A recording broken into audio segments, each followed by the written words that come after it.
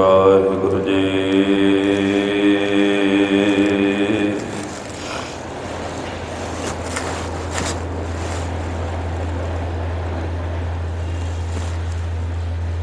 ਇੱਕ ਓੰਕਾਰ ਸਤਿਨਾਮ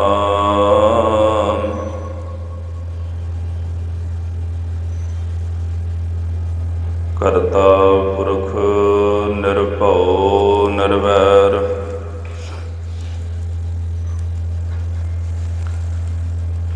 ਅਕਾਲ ਮੂਰਤ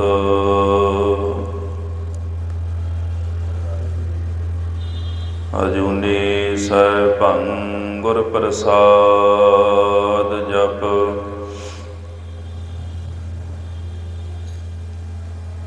ਆਦਿ ਸੱਚ ਜੁਗਾਦਿ ਸੱਚ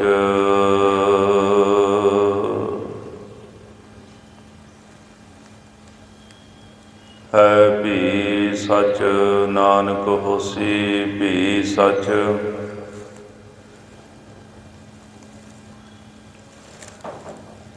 ਧੰਨ ਜੀਓ ਤਿਹ ਕੋ ਜਗ ਮੈਂ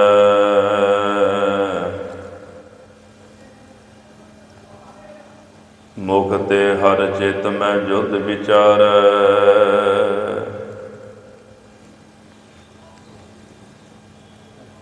ਦੇਹ ਅਨਿਤ ਨਾ ਨਿਤ ਰਹੈ ਜਸ ਨਾਵ ਚੜ੍ਹੈ ਭਵ ਸਾਗਰ ਤਾਰੈ। ਧੀਰਜ ਧਾਮ ਬਨਾਏ ਇਹ ਤਨ ਬੁੱਧ ਸਿਉ ਦੀਪਕ ਜਿਉ ਜਿਆਰੈ।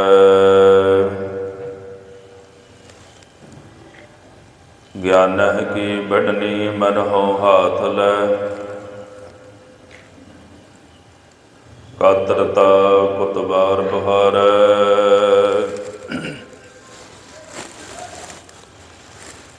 ਬਦਹਿ ਸਾਕੀਆ ਸਾਗਰੇ ਸਬਦ ਗੂੰ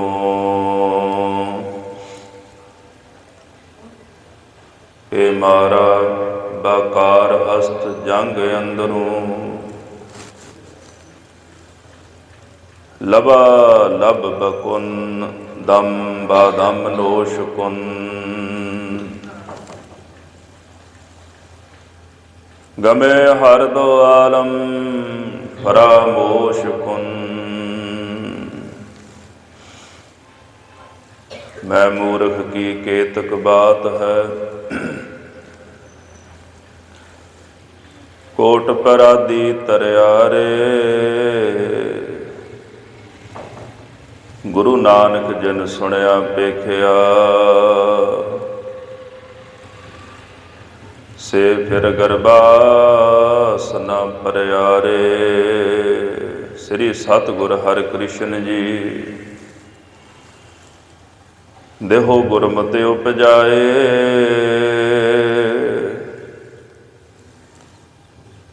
ਪੁਰ ਬਿਕਾਰ ਕੋ ਪਰ ਹਰਹੁ ਸਤਿਨਾਮ ਚਿਤ ਲਾਏ। ਪੁਰ ਬਿਕਾਰ ਕੋ ਪਰ ਹਰਹੁ ਸਤਿਨਾਮ ਲਿਵ ਲਾਏ। ਮੂਕ ਉਚਰੈ ਸ਼ਾਸਤਰ ਖਟ ਪਿੰਗ ਗਿਰਨ ਚੜ ਜਾਏ। ਅੰਧ ਲਖੈ ਬਦਰੋ ਸੁਨੈ ਜੋ ਕਾਲ ਕਿਰਪਾ ਕਰਾਇ। ਕਹਾ ਬੁੱਧ ਪ੍ਰਭ ਤੁਛ ਹਮਾਰੀ ਬਰਨ ਸਕੈ ਮਹਿਮਾ ਜੋ ਤਿਹਾਰੀ। ਹਮ ਨਾ ਸਕਤ ਕਰ ਸਿਫਤ ਤੁਮਾਰੀ ਆਪ ਲਿਹੋ ਤੁਮ ਕਥਾ ਸੁਧਾਰੀ। ਹਮ ਨਾ ਸਕਤ ਕਰ ਸਿਫਤ ਤੁਮਾਰੀ ਆਪ ਲਿਹੋ ਤੁਮ ਕਥਾ ਸੁਧਾਰੀ।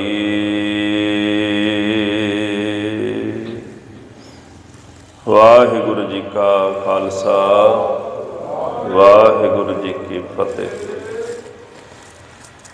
नारायण नरपत नमस्कारੈ।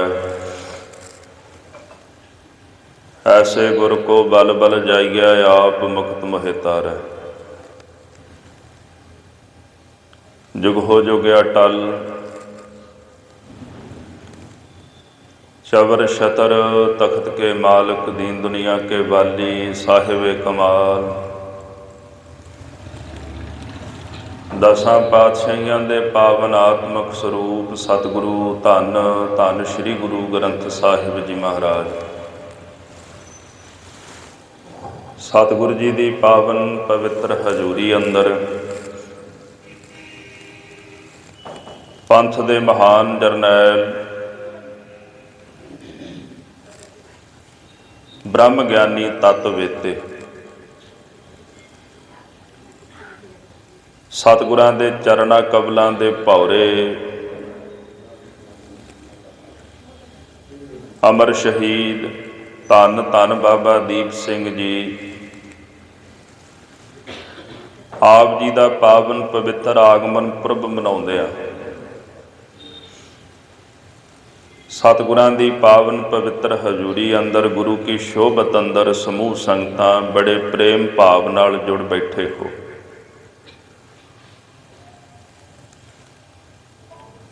सतगुरां दी पावन बाणी का फरमान है। भाई साहब जी बड़ा सुंदर शब्द सुना रहे सन। सूरबीर बचन के बलि, कौला बपरी संति छली। संत जन जो सूरबीर योधे हैं महाबली ने। सूरबीर केवल हथ दे विच खंडा लैके जंग विच नहीं जूझदा, वो अपने मन दे नाल भी जूझदा है। सब तो वड्डी लड़ाई साडी अपने ही मन दे नाल हुंदी है, क्योंकि मन दे हथों हारिया कदे बाहर किसी नूं जित नहीं सकदा। जिहड़ा अपने हथों ही हार गया वो बाहर किसी नूं जितण दी समर्था नहीं रखदा। बाहर जित उही प्राप्त कर सकता है जिहड़ा अपने मन दे नाल लूझ के मन दे नाल जूझ के अपने मन दे उपर जित की प्राप्ति कर लैंदा है। वो बाहर सारी दुनिया नूं जितण दे योग हो जाता है। ये जज्बा महाराज गुरु नानक साहब सच्चे पातशाह जाहर पीर ने सानू बख्शिया है। जाहर पीर जगत गुर बाबा गुरु नानक साहब का पावन पवित्र बचन रोज़ आपां पढ़ते हाँ। मन जीता जग जीत। जिहड़ा मन नूं जित लैंदा वो जग नूं भी जित लैंदा।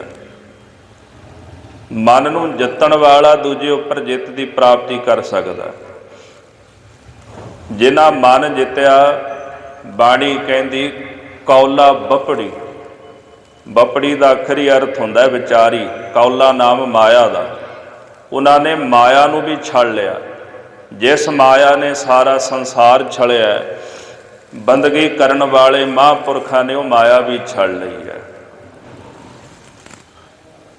और ऐसे महापुरख भगत जन जिन्होंने सतगुरु कहते, उन्हां दी माँ भी धन, उन्हां दा पिता भी धन, उन्हां दी वंश भी धन, और उन्हां दा जगत विच आउणा भी धन। सो सुखिया धन उस जन्मा नानक तिस बलिहारी। वो सुखी भी है, उहदा जन्म भी धन है। मैं उन्हां तो बलिहार जांदा हाँ जिन्हां ने इस जगत दे विच आके परमेश्वर का नाम जपिया, परमेश्वर की बंदगी कीती है।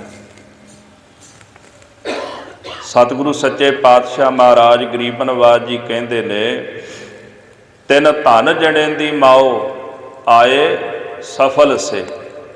उन्हां दी माता धन है, उन्हां दा संसार विच आया सफल है, जिन्हां ने परमेश्वर की भगती की, बंदगी की है। धन बाबा दीप सिंह जी शहीद, उन्हां दा जदों जीवन पढ़ीए, जिथे 18 शेर का खंडा लैके मैदाने जंग विच वैरियां दे आहू ला दिते। उन्हां दी 80 साल की जिहड़ी उम्र है बाबा दीप सिंह जी की, ਜੀਵਨ ਦਾ ਇੱਕ ਇੱਕ ਪਲ ਬਾਬਾ ਦੀਪ ਸਿੰਘ ਜੀ ਦਾ ਸਤਿਗੁਰਾਂ ਦੇ ਚਰਨਾਂ ਦੀ ਪ੍ਰੀਤ ਦੇ ਵਿੱਚ ਬਤੀਤ ਹੋਇਆ। ਗੁਰੂ ਕਲਗੀਧਰ ਜੀ ਨੇ ਜਫਰਨਾਮੇ ਦੀ ਆਖਰੀ ਹਕਾਇਤ ਦੇ ਵਿੱਚ ਇੱਕ ਬਚਨ ਲਿਖਿਆ ਸਮਾਪਤੀ ਤੇ, ਅਰਦਾਸ ਕਰਦੇ ਬਦੇਹ ਸਾਕੀਆ ਸਾਗਰੇ ਸਬਜ਼ ਗੂੰ ਕਿ ਮਾਰਾ ਬਕਾਰਸਤ ਜੰਗ ਅੰਦਰੋਂ। ਹੇ ਵਾਹਿਗੁਰੂ ਕਿਰਪਾ ਕਰੋ, ਮੈਨੂੰ ਨਾਮ ਦਾ ਪਿਆਲਾ ਭਰ ਕੇ ਦੇ ਦਿਓ, ਕਿਉਂਕਿ ਜਦੋਂ ਜੰਗ ਦੇ ਅੰਦਰ ਮੈਨੂੰ ਜ਼ਰੂਰਤ ਪਵੇ ਤੇਰੇ ਨਾਮ ਦਾ ਪਿਆਲਾ ਮੇਰੇ ਕੰਮ ਆ ਜਾਵੇ। ਜਦੋਂ ਜੰਗ ਦੇ ਅੰਦਰ ਜੂਝਣ ਦਾ ਸਮਾਂ ਆਵੇ ਉਦੋਂ ਤੇਰੇ ਨਾਮ ਦਾ ਪਿਆਲਾ ਮੇਰੇ ਕੰਮ ਆਵੇ। ਮੈਂ ਤੁਹਾਡੇ ਚਰਨਾਂ ਵਿੱਚੋਂ ਨਾਮ ਦੇ ਪਿਆਲੇ ਦੀ ਮੰਗ ਕਰਦਾ ਹਾਂ, ਪਰ ਨਾਮ ਦਾ ਪਿਆਲਾ ਵੀ ਮੈਨੂੰ ਐਸਾ ਚਾਹੀਦਾ, ਲਬਾ ਲਬਾ ਕੁਨ ਦਮ ਬਾਦਮ ਨੋਸ਼ ਕੁਨ। ਤੇਰੇ ਨਾਮ ਦਾ ਪਿਆਲਾ ਲਬਾ ਲਬ ਭਰਿਆ ਹੋਵੇ, ਮੈਂ ਇੱਕ ਇੱਕ ਸਵਾਸ ਇੱਕ ਇੱਕ ਸਾਹ ਵਾਹਿਗੁਰੂ ਤੇਰੇ ਨਾਮ ਦਾ ਪਿਆਲਾ ਭਰ ਭਰ ਕੇ ਪੀਵਾਂ। ਇਹ ਮੇਰੇ ਮਨ ਦੀ ਇੱਛਾ ਹੈ। ਗਮੇ ਹਰ ਦੋ ਆਲਮ ਫਰਾਮੋਸ਼ ਕੁਨ, ਤਾਂ ਕਿ ਦੋਹਾਂ ਜਹਾਨਾਂ ਦਾ ਜਿਹੜਾ ਗਮ ਹੈ ਨਾ ਮੈਨੂੰ ਭੁੱਲ ਜਾਵੇ। ਮੈਨੂੰ ਵੈਸੇ ਤੇਰੇ ਨਾਮ ਦਾ ਨਸ਼ਾ ਚਾਹੀਦਾ। ਬਾਬਾ ਦੀਪ ਸਿੰਘ ਜੀ ਦੇ ਜੀਵਨ ਉੱਪਰ ਇਹ ਜਿਹੜਾ ਬਚਨ ਇਨ ਬਿਨ ਇੱਕ ਇੱਕ ਸਵਾਸ ਉੱਪਰ ਢੁਕਦਾ ਹੈ। ਪੰਡਾਂ ਦੀਆਂ ਵਹੀਆਂ ਦੇ ਅਨੁਸਾਰ ਭਾਈ ਡੱਲਾ ਜੀ ਹੋਏ ਨੇ। ਭਾਈ ਡੱਲਾ ਜੀ ਦਾ ਜਿਹੜਾ ਪੁੱਤਰ ਸੀ ਅੱਗੋਂ ਪੋਤਰਾ ਜਿਹੜਾ ਦੁਲੀਚਾ, ਭਾਈ ਦੁਲੀਚੇ ਦਾ ਅੱਗੋਂ ਪੁੱਤਰ ਹੋਇਆ ਕਰਮ ਸਿੰਘ। ਭਾਈ ਕਰਮ ਸਿੰਘ ਦੇ ਜਿਹੜੇ ਪੁੱਤਰ ਸਨ ਭਾਈ ਭਾਗ ਸਿੰਘ, ਜਿਨ੍ਹਾਂ ਨੂੰ ਭਾਈ ਭਗਤਾ ਕਹਿੰਦੇ ਆ, ਤੇ ਭਾਈ ਭਗਤਾ ਜੀ ਦੇ ਪੁੱਤਰ ਸਨ ਧੰਨ ਬਾਬਾ ਦੀਪ ਸਿੰਘ ਜੀ। ਉਦੋਂ ਇਹ ਲਾਹੌਰ ਦੇ ਵਿੱਚ ਇਲਾਕਾ ਪੈਂਦਾ ਸੀ ਪਹੂਵਿੰਡ ਦਾ। ਭਾਈ ਜਿਉਣਾ ਜੀ ਇੱਥੇ ਰਹਿੰਦੇ ਸਨ, ਬੜੇ ਕਰਮ ਧਰਮ ਕਰਨ ਵਾਲੇ ਮਹਾਂਪੁਰਖ, ਬੰਦਗੀ ਵਾਲੀ ਰੂਹ, ਤੇ ਖੇਤਾਂ ਦੇ ਵਿੱਚ ਕੰਮਕਾਰ ਕਰਦੇ ਸਨ। ਤੇ ਪਰਮੇਸ਼ਰ ਨੇ ਘਰ ਦੇ ਵਿੱਚ ਮਾਇਆ ਵੀ ਬੜੀ ਦਿੱਤੀ ਸੀ, ਕਾਮੇ ਰੱਖੇ ਹੋਏ ਸਨ। ਤੇ ਇੱਕ ਦਿਨ ਇਕੱਲੇ ਹੀ ਖੇਤਾਂ ਦੇ ਵਿੱਚ ਜਾ ਕੇ ਬਹਿ ਗਏ, ਕੋਈ ਕੰਮ ਕਰਨ ਵਾਸਤੇ ਨਾ ਆਇਆ।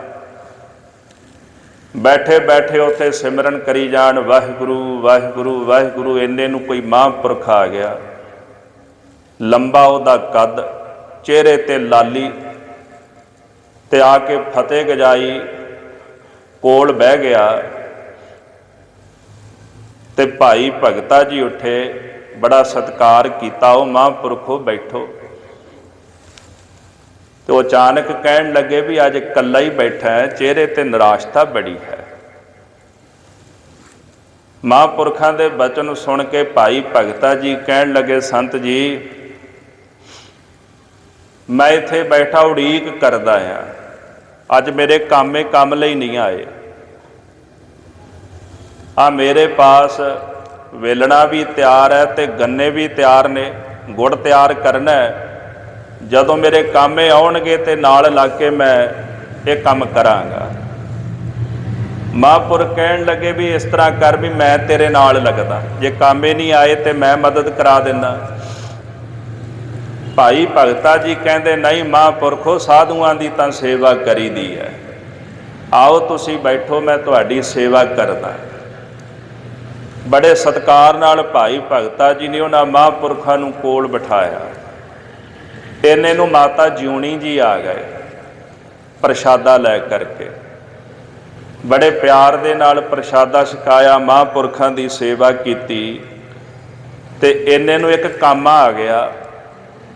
ਤੇ ਜਦੋਂ ਭਾਈ ਭਗਤਾ ਜੀ ਕੰਮ ਲੱਗਣ ਲੱਗੇ ਨਾ, ਤੇ ਉਹ ਸੰਤ ਮਹਾਂਪੁਰਖ ਨਾ ਸੱਜੇ ਖੱਬੇ ਤੱਕਣ ਲੱਗ ਪਏ, ਵੇਖਣ ਲੱਗ ਪਏ।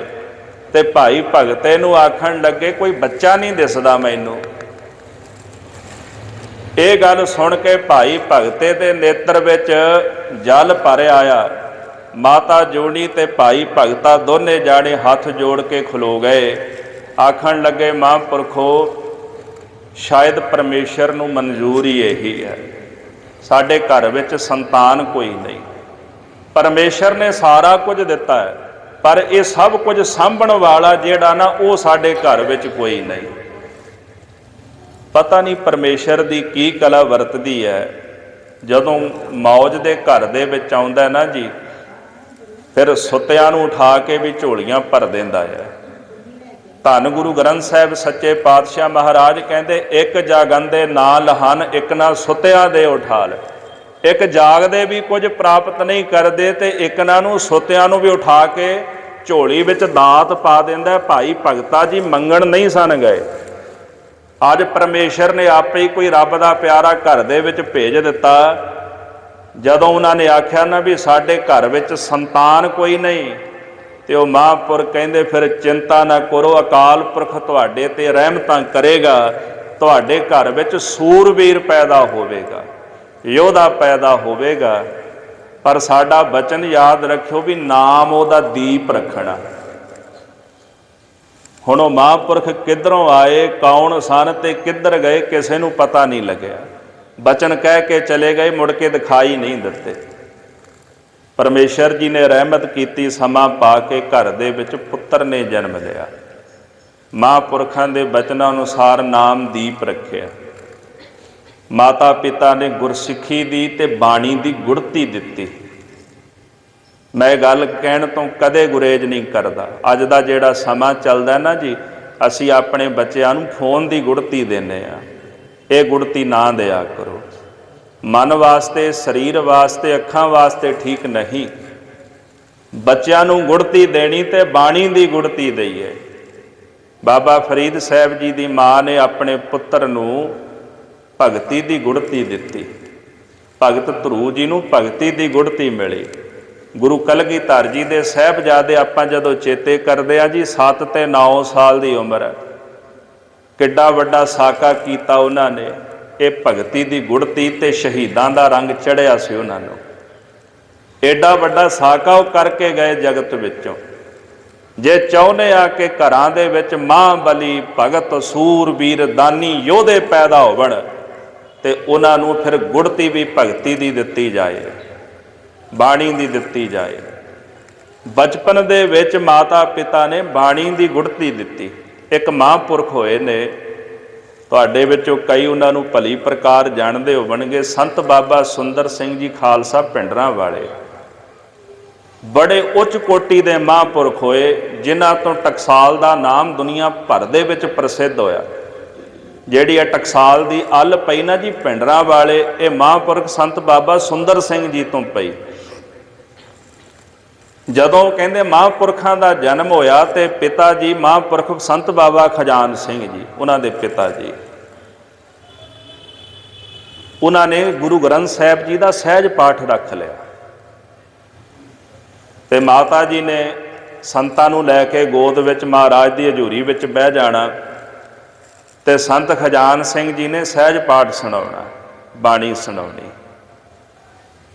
ਤੇ ਜਿੰਨੀ ਦੇਰ ਤੱਕ ਮਹਾਂਪੁਰਖ ਮਾਂ ਦੀ ਗੋਦ ਵਿੱਚ ਰਹਿੰਦੇ ਸਨ, ਬਾਣੀ ਸੁਣਾਈ ਜਾਣਾ। ਜਦੋਂ ਵੇਖਣਾ ਵੀ ਹੁਣ ਥੱਕ ਗਏ ਨੇ, ਫਿਰ ਉਹਨਾਂ ਨੇ ਭੋਗ ਪਾ ਦੇਣਾ। ਇੱਦਾਂ ਉਹਨਾਂ ਨੇ ਬਾਣੀ ਸੁਣਾਈ ਜਾਣੀ। ਮਾਂ ਨੇ ਬਾਣੀ ਦੀਆਂ ਲੋਰੀਆਂ ਦੇਣੀਆਂ। ਔਰ ਉਹ ਮਹਾਂਪੁਰਖ ਉੱਚ ਕੋਟੀ ਦੇ ਮਹਾਂਪੁਰਖ ਹੋਏ, ਜਿਨ੍ਹਾਂ ਦੇ ਰੋਮ ਰੋਮ ਵਿੱਚੋਂ ਵੀ ਪਰਮੇਸ਼ਰ ਦੇ ਨਾਮ ਦੀ ਧੁਨ ਆਉਂਦੀ ਸੀ। ਗੁਰਮੁਖ ਰੋਮ ਰੋਮ ਹਰਿ ਧਿਆਵੈ। ਕਦੇ ਤੁਹਾਨੂੰ ਮੌਕਾ ਮਿਲੇ ਤੇ ਉਹਨਾਂ ਮਹਾਂਪੁਰਖਾਂ ਦਾ ਜੀਵਨ ਜ਼ਰੂਰ ਪੜ੍ਹਿਓ। ਸਾਡੇ ਉਸਤਾਦ ਜੀ ਇੱਕ ਬਚਨ ਕਹਿੰਦੇ ਸਨ, ਜੇ ਜੀਵਨ ਬਣਾਉਣਾ ਤੇ ਤੁਹਾਡੇ ਘਰ ਵਿੱਚ, ਤੁਹਾਡੇ ਸਿਰਹਾਣੇ ਇੱਕ ਮਹਾਂਪੁਰਖ ਦੀ ਜੀਵਨੀ ਜ਼ਰੂਰ ਪਈ ਹੋਣੀ ਚਾਹੀਦੀ ਹੈ, ਜਿਹਨੂੰ ਪੜ੍ਹ ਕੇ ਅਸੀਂ ਜ਼ਿੰਦਗੀ ਦੇ ਵਿੱਚ ਕੁਝ ਸਿੱਖ ਸਕੀਏ, ਕੁਝ ਪ੍ਰਾਪਤ ਕਰ ਸਕੀਏ। ਕਿਉਂਕਿ ਜਿਹੜਾ ਅੰਦਰ ਦਾ ਭਗਤੀ ਦਾ ਜਜ਼ਬਾ ਹੈ ਨਾ ਜੀ, ਸਿੱਖੀ ਕਮਾਉਣ ਦਾ ਜਜ਼ਬਾ ਹੈ, ਆਪਾਂ ਇਹਨਾਂ ਸ਼ਹੀਦਾਂ ਦੇ ਮਹਾਂਪੁਰਖਾਂ ਦੇ ਦਿਹਾੜੇ ਹੀ ਇਸ ਕਰਕੇ ਮਨਾਉਂਦੇ ਆ ਕਿ ਉਹ ਜਜ਼ਬਾ ਸਾਡਾ ਜਿਹੜਾ ਹੈ ਉਹ ਅੰਦਰ ਬਣਿਆ ਰਵੇ। ਔਰ ਇਹ ਜਜ਼ਬਾ ਸਾਡੇ ਬਜ਼ੁਰਗਾਂ ਤੋਂ ਸਾਨੂੰ ਪ੍ਰਾਪਤ ਹੁੰਦਾ ਹੈ। ਤਾਂ ਗੁਰੂ ਗ੍ਰੰਥ ਸਾਹਿਬ ਜੀ ਕਹਿੰਦੇ, ਬਾਬਾਣੀਆਂ ਕਹਾਣੀਆਂ ਪੁੱਤ ਸਪੁੱਤ ਕਰੇ ਨ। ਅਸੀਂ ਆਪਣੇ ਬਾਬਿਆਂ ਦੀਆਂ ਕਹਾਣੀਆਂ ਇਸੇ ਕਰਕੇ ਕਥਨ ਕਰਨੀਆਂ ਨੇ ਕਿ ਉਹ ਸਿੱਖੀ ਦਾ ਜਜ਼ਬਾ, ਭਗਤੀ ਦਾ, ਸ਼ਹਾਦਤ ਦਾ ਜਜ਼ਬਾ ਜਿਹੜਾ ਹੈ ਨਾ ਜੀ, ਉਹ ਸਾਨੂੰ ਗੁਰੂ ਕੇ ਇਤਿਹਾਸ ਵਿੱਚੋਂ, ਸਿੰਘਾਂ ਦੇ ਇਤਿਹਾਸ ਵਿੱਚੋਂ, ਮਹਾਂਪੁਰਖਾਂ ਦੇ ਜੀਵਨ ਵਿੱਚੋਂ ਸਾਨੂੰ ਪ੍ਰਾਪਤ ਹੋਵੇ। ਧੰਨ ਬਾਬਾ ਦੀਪ ਸਿੰਘ ਜੀ, ਜਿਨ੍ਹਾਂ ਨੂੰ ਮਾਤਾ ਪਿਤਾ ਨੇ ਬਾਣੀ ਦੀਆਂ ਲੋਰੀਆਂ ਸੁਣਾ ਸੁਣਾ ਕੇ ਪਾਲਿਆ। ਉਹਨਾਂ ਨੂੰ ਬਚਪਨ ਵਿੱਚ ਸਤਿਗੁਰਾਂ ਦੀ ਬਾਣੀ ਕੰਠ ਹੋ ਗਈ। ਕਰੀਬਨ 9 ਸਾਲ ਦੀ ਜਦੋਂ ਉਮਰ ਹੋਈ, एक दिन बाबा दीप सिंह जी कहन लगे, माता गुरु कलगीधर सच्चे पातशाह, इतिहास में ना एक शब्द मिलिया जी, आनंदपुर साहब वाले गुरु जी ये शब्द वरत्या भी तुसी उन्हां बारे बड़ा कुछ सुणाउंदे हो, मैनू दर्शन भी करा दिओ गुरु साहब दे। मैं सुनिया भी उन्होंने खालसे पंथ की सरजना की है, उन्होंने अमृत की दात दे के महाबली योधे पैदा किए ने। भाई भगतू जी, माता ज्योड़ी जी तैयार होकर के अपने पुत्र नूं आनंदपुर साहब की धरती ते लै गए। गुरु कलगीधर सच्चे पातशाह महाराज के दर्शन ऐसे किए, ऐसा शीस महाराज के चरणों विच रखिया। सतगुर आग्या शीस भेट दिओ, अपना तन मानी महाराज गुरु कलगीधर सच्चे पातशाह जी तो वार दिता ते उथे खंडे बाटे की पाहुल भी उन्होंने प्राप्त की। नाम दीप तो दीप सिंह रखिया गया। भाई भगता जी जिन्हां दा नाम भाग सिंह रखिया गया ते माता जिउणी कौर जी। खंडे बाटे की पाहुल छकी ते करीबन कुछ समा भाई भाग सिंह, भाई भगता जी गुरु कलगीधर जी के चरणों विच रहे। जदों वापस जान लगे ना ते गुरु कलगीधर सच्चे पातशाह आप कहन लगे भाई भगता जी नूं कि अपना पुत्र सानू दे जाओ। इकलौता पुत्र सी।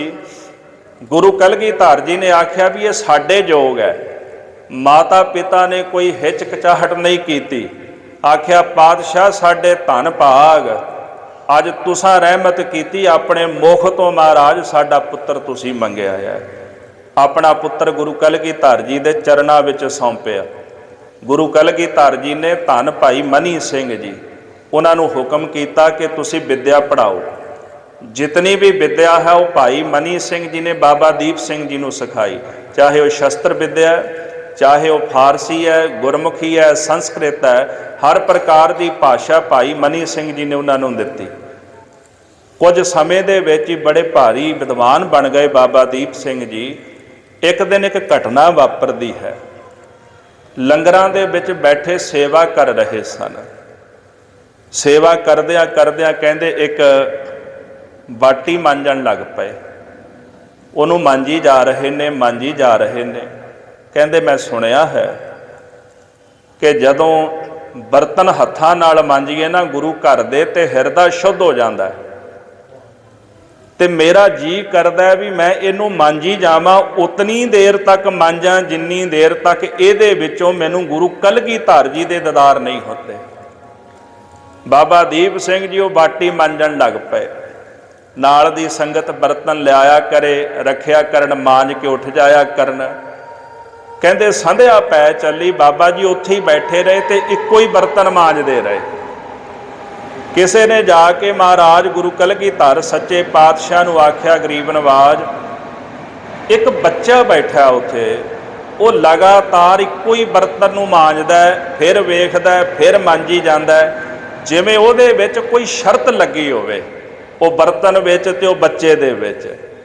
बाबा दीप सिंह जी की वाकई शर्त लगी सी कि मैं तेनू मांजना उदों छड्डांगा जदों तू मैनू मेरे प्रीतम दे दीदार करा देंगा। वाकई ही शर्त लग गई उन्होंने। गुरु कलगीधर सच्चे पातशाह महाराज दीवान चों उठे ते चल के ना बाबा दीप सिंह जी दे पिछे खलो गए, जाके वेखण लग पे। बाबा जी पहला अपनी मौज विच वो बर्तन मांजते रहे, उहदी सेवा करते रहे। जदों ऐदां सामने कीता ना बर्तन, कहंदे उस बर्तन विचों गुरु कलगीधर सच्चे पातशाह महाराज दा परछावां दिखाई दिता।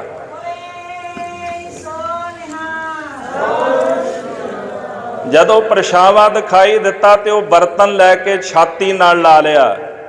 आख्या धन भाग मेरे, अज गुरमुखा तू मैनू मेरे गुरु के दीदार करा दिते ने।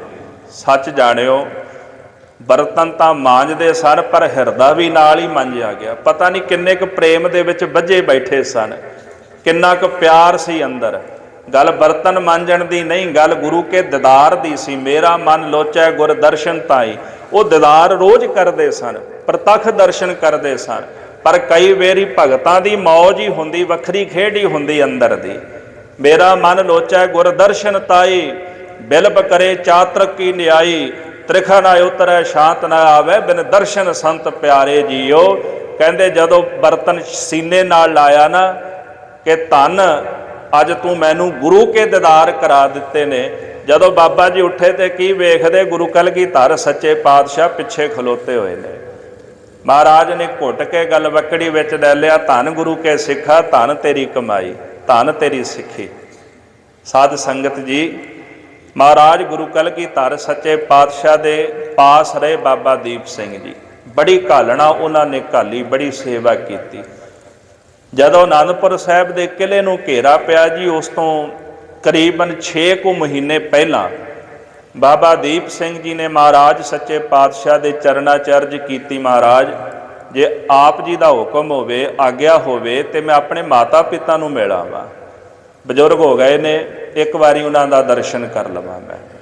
ਸਤਿਗੁਰਾਂ ਕੋਲੋਂ ਆਗਿਆ ਲੈ ਕੇ ਬਾਬਾ ਜੀ ਆਪਣੇ ਨਗਰ ਵਿਖੇ ਆ ਗਏ। ਹੁਣ ਉਹਨਾਂ ਸਮਿਆਂ ਦੇ ਵਿੱਚ ਜਿਹੜੇ ਸੰਚਾਰ ਸਾਧਨ ਉਹ ਬਹੁਤ ਘੱਟ ਹੁੰਦੇ ਸਨ, ਲੋਕ ਚਿੱਠੀਆਂ ਰਾਹੀਂ ਖਬਰਾਂ ਭੇਜਦੇ ਸਨ। ਤੇ ਇੰਨੇ ਨੂੰ ਅਨੰਦਪੁਰ ਸਾਹਿਬ ਦੇ ਕਿਲ੍ਹੇ ਨੂੰ ਘੇਰਾ ਪੈ ਗਿਆ। ਬਾਬਾ ਜੀ 6 ਮਹੀਨੇ ਆਪਣੇ ਘਰ ਦੇ ਵਿੱਚ ਅਜੇ ਰੁਕੇ ਸਨ। ਅਨੰਦਪੁਰ ਸਾਹਿਬ ਗੁਰੂ ਕਲਗੀਧਰ ਜੀ ਨੇ ਛੱਡਿਆ। ਸਰਸਾ ਦੇ ਕੰਢੇ ਤੇ ਜੰਗ ਹੋਇਆ, ਚਮਕੌਰ ਸਾਹਿਬ ਗਏ, ਉੱਥੇ ਜੰਗ ਹੋਇਆ। ਤੇ ਬਾਬਾ ਦੀਪ ਸਿੰਘ ਜੀ ਨੂੰ ਪਤਾ ਲੱਗਿਆ ਜਦੋਂ ਗੁਰੂ ਕਲਗੀਧਰ ਸੱਚੇ ਪਾਤਸ਼ਾਹ ਮਹਾਰਾਜ ਜੀ ਦਮਦਮਾ ਸਾਹਿਬ ਦੀ ਧਰਤੀ ਤੇ ਪਹੁੰਚੇ, ਉਦੋਂ ਉਹਨਾਂ ਨੂੰ ਖਬਰ ਪਤਾ ਲੱਗੀ ਕਿ ਗੁਰਦੇਵ ਸਤਿਗੁਰੂ ਸੱਚੇ ਪਾਤਸ਼ਾਹ ਇੱਥੇ ਆਏ ਨੇ। ਮੈਂ ਇਤਿਹਾਸ ਵਿੱਚ ਇੱਕ ਬਚਨ ਜ਼ਰੂਰ ਪੜ੍ਹਿਆ, ਹਾਲਾਂਕਿ ਕੁਝ ਵਿਦਵਾਨ ਇਹਦੇ ਨਾਲ ਸਹਿਮਤ ਵੀ ਨਹੀਂ, ਪਰ ਮੈਂ ਤੁਹਾਡੀ ਗਿਆਤ ਲਈ ਬੇਨਤੀ ਕਰ ਰਿਹਾ।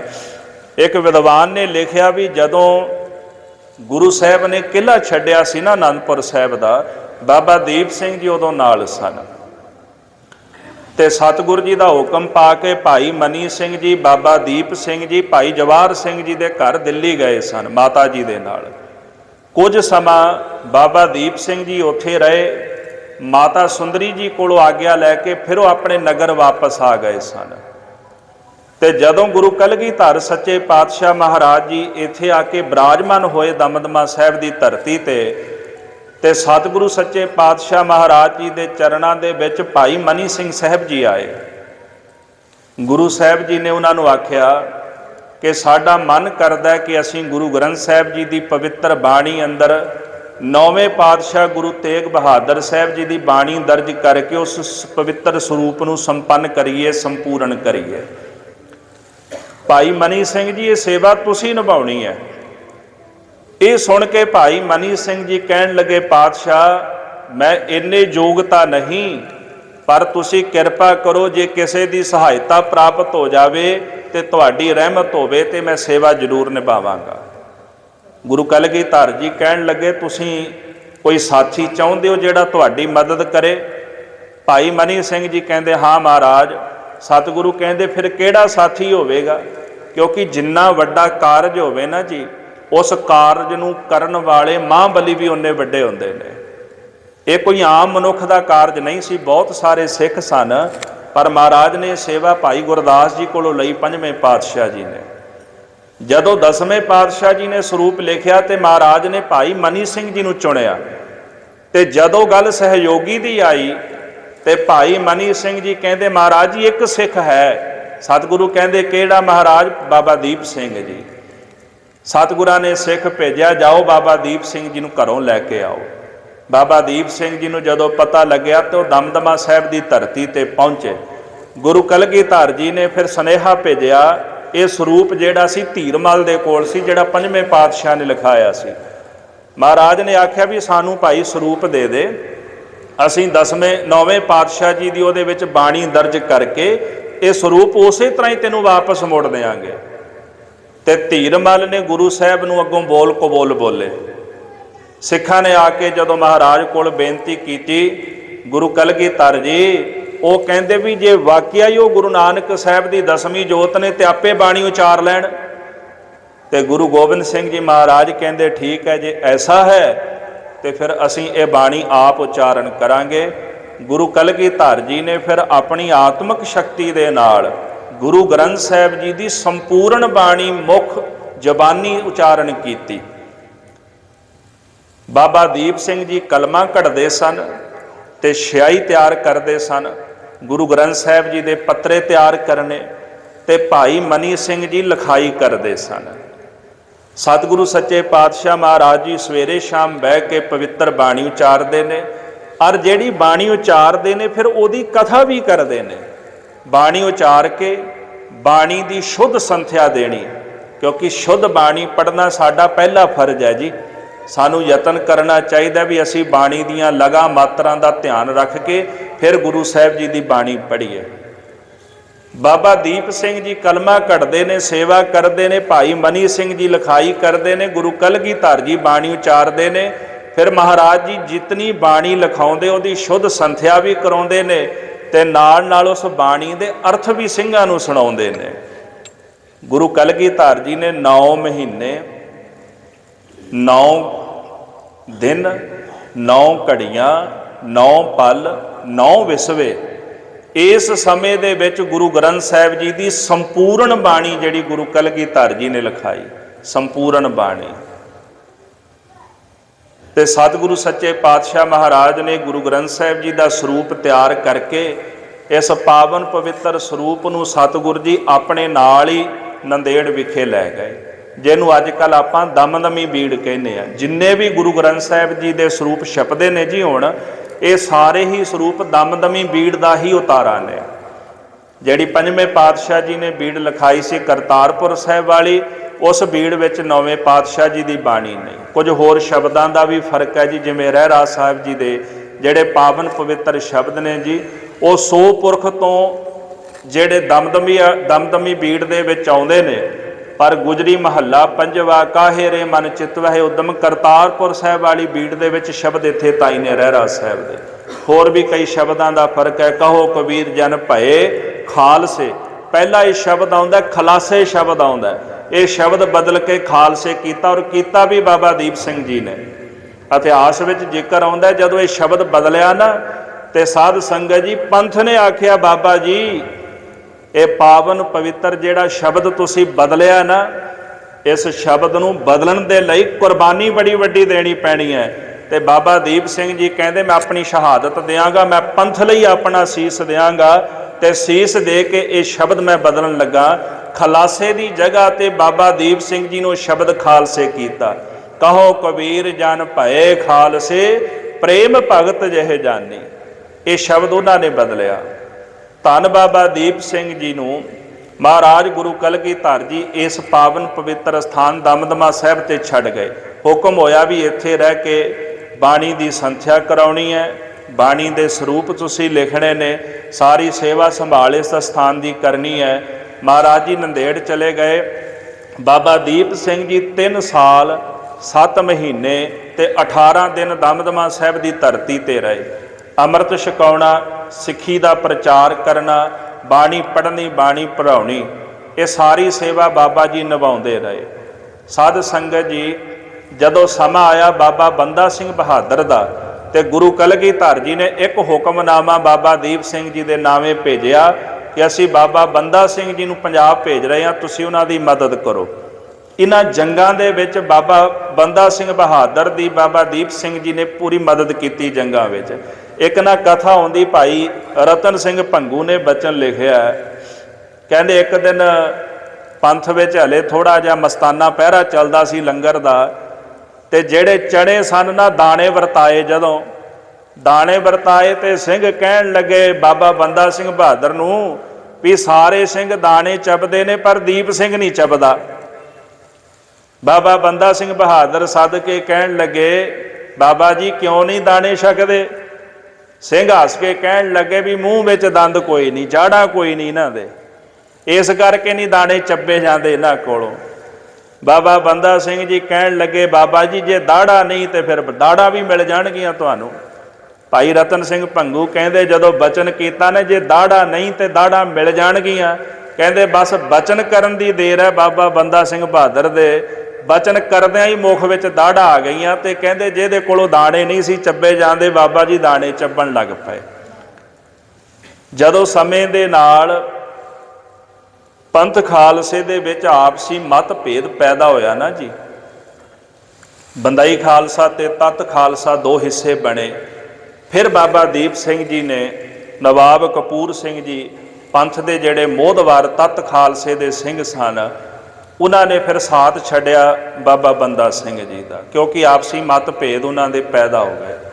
ਤੋ ਇਹ ਮਤਭੇਦ ਕੋਈ ਐਡੀ ਵੱਡੀ ਗੱਲ ਨਹੀਂ ਹੁੰਦੀ, ਕਿਉਂਕਿ ਬਹੁਤ ਸਾਰੇ ਇਸ ਗੱਲ ਦੇ ਉੱਪਰ ਕਈ ਤਰ੍ਹਾਂ ਦੇ ਤਰਕ ਖੜੇ ਕੀਤੇ ਗਏ। ਅਸੀਂ ਨੈਗੇਟਿਵ ਚੀਜ਼ਾਂ ਨੂੰ ਬਹੁਤ ਅੱਗੇ ਲੈ ਜਾਂਦੇ ਹਾਂ, ਪਰ ਉਹਦੇ ਵਿੱਚੋਂ ਅਸੀਂ ਅਸਲੀ ਤੱਤ ਬਾਹਰ ਨਹੀਂ ਕੱਢਦੇ। ਮਤਭੇਦ ਕਿਤੇ ਵੀ ਪੈਦਾ ਹੋ ਸਕਦਾ ਹੈ। ਜਿਸ ਘਰ ਦੇ ਵਿੱਚ 5-7 ਜੀ ਰਹਿੰਦੇ, ਮਤਭੇਦ ਤਾਂ ਉੱਥੇ ਵੀ ਹੁੰਦਾ ਹੈ। ਜਿੱਥੇ ਏਡਾ ਵੱਡਾ ਪੰਥ ਹੈ, ਜੇ ਉਹਦੇ ਵਿੱਚ ਕਿਤੇ ਮਤਭੇਦ ਪੈਦਾ ਹੋ ਗਿਆ ਤੇ ਇਹਦਾ ਮਤਲਬ ਇਹ ਨਹੀਂ ਕਿ ਉਹ ਆਪਸ ਵਿੱਚ ਇੱਕ ਦੂਜੇ ਨਾਲੋਂ ਟੁੱਟ ਗਏ ਨੇ। ਆਪਾਂ ਬਾਬਾ ਬੰਦਾ ਸਿੰਘ ਬਹਾਦਰ ਦੀ ਕੁਰਬਾਨੀ ਵੇਖੀਏ, ਕਿੱਡੀ ਵੱਡੀ ਸ਼ਹਾਦਤ ਹੈ ਜੀ ਉਹਨਾਂ ਦੀ। ਤਾਂ ਕੀ ਹੋਇਆ ਜੇ ਮਤਭੇਦ ਸਿੰਘਾਂ ਦਾ ਆਪਸੀ ਪੈਦਾ ਹੋ ਗਿਆ? ਜਦੋਂ ਮਤਭੇਦ ਪੈਦਾ ਹੋਇਆ ਤੇ ਬਾਬਾ ਦੀਪ ਸਿੰਘ ਜੀ ਜਿਹੜੇ ਸਾਨੂੰ ਬਾਬਾ ਬੰਦਾ ਸਿੰਘ ਬਹਾਦਰ ਨੂੰ ਛੱਡ ਕੇ ਦਮਦਮਾ ਸਾਹਿਬ ਦੀ ਧਰਤੀ ਤੇ ਆ ਕੇ ਬਿਰਾਜਮਾਨ ਹੋ ਗਏ।